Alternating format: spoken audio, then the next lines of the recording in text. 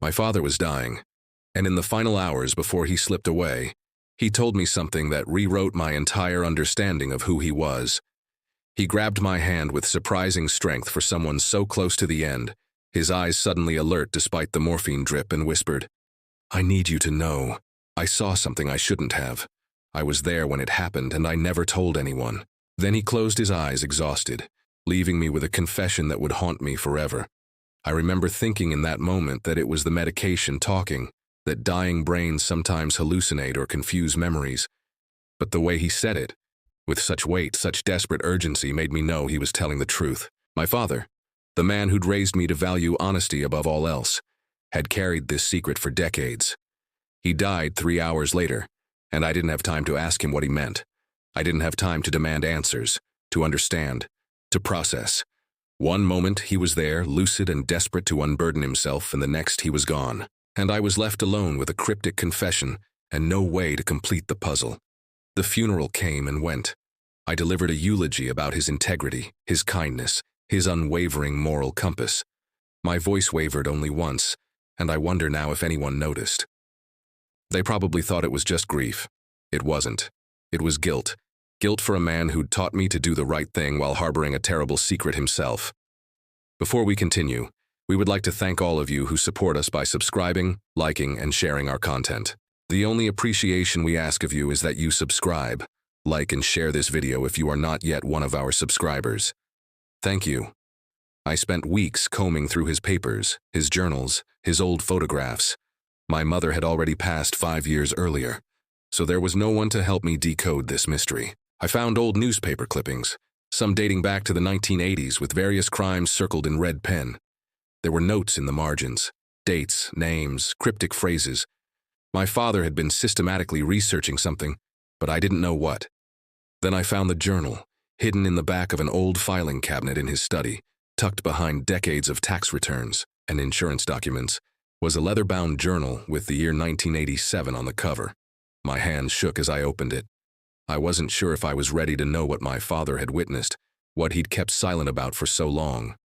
The entries were sparse at first, just single sentences scattered across weeks. Can't stop thinking about that night.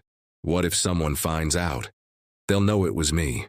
But then, slowly, the entries became longer, more detailed, more tormented.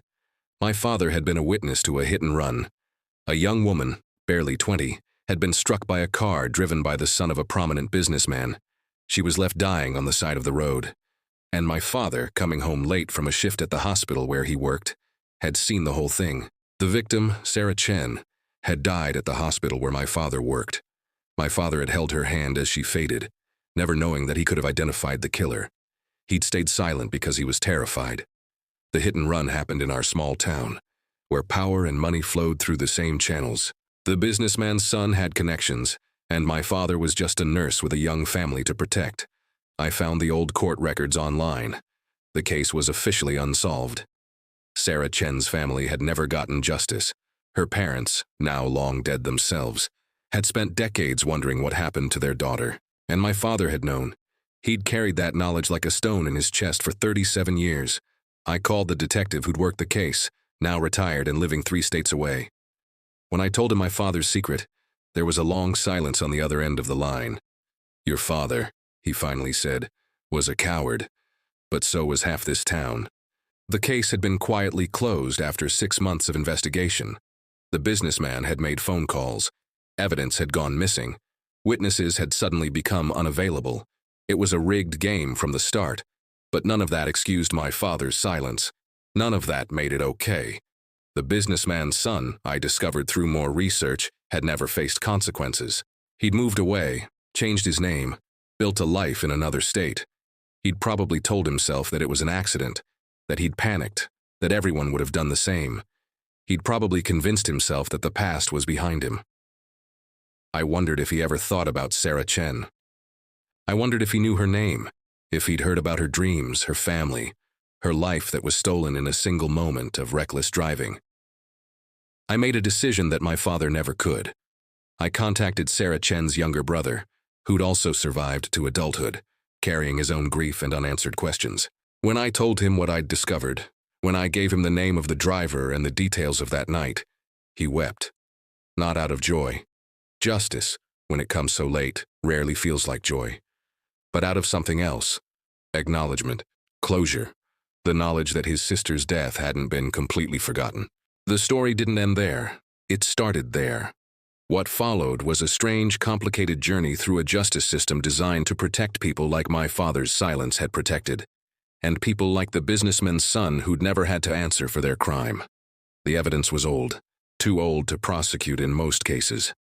The statute of limitations had long expired. The witnesses were dead or unwilling to speak. My father, the only person who could have testified definitively, was gone. But the case attracted attention from a true crime podcast, from local journalists who smelled the corruption, from Sarah Chen's family who finally had answers after decades of not knowing. Before we continue, we would like to thank all of you who support us by subscribing, liking, and sharing our content. The only appreciation we ask of you is that you subscribe, like, and share this video if you are not yet one of our subscribers. Thank you. The businessman's son was never charged. That's the part that haunts me most. He lived his life without consequence, while Sarah Chen's family lived theirs without their daughter. He probably heard about the podcast, saw his name dragged through the press again after so many years. Maybe he felt guilt. Maybe he felt nothing. Either way, he was protected by time and technicalities. But something shifted in the town where I grew up. People started talking about that night, about the cover-up, about how institutions had failed a young woman and her family. Sarah Chen's brother established a scholarship in her name. The cold case unit reopened their investigation, not to prosecute, but to document the truth. For the first time in decades, Sarah Chen was more than a statistic. She was a person whose story mattered.